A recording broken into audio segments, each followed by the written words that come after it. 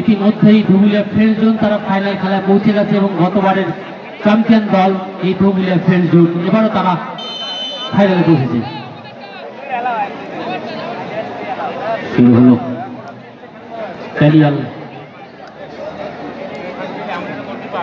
ক্যারিয়ালের গত ম্যাচে 2টি গোল ছিল তারও।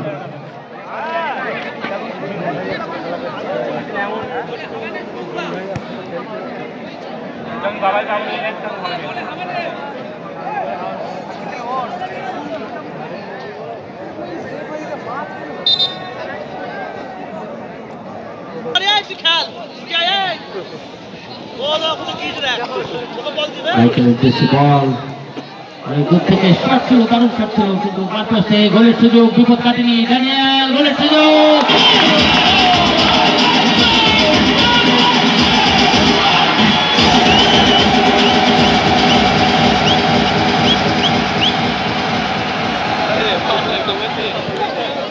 প্রথমেই আক্রমণ, দ্বিতীয় সেমিফাইনাল খেলার শুরুতেই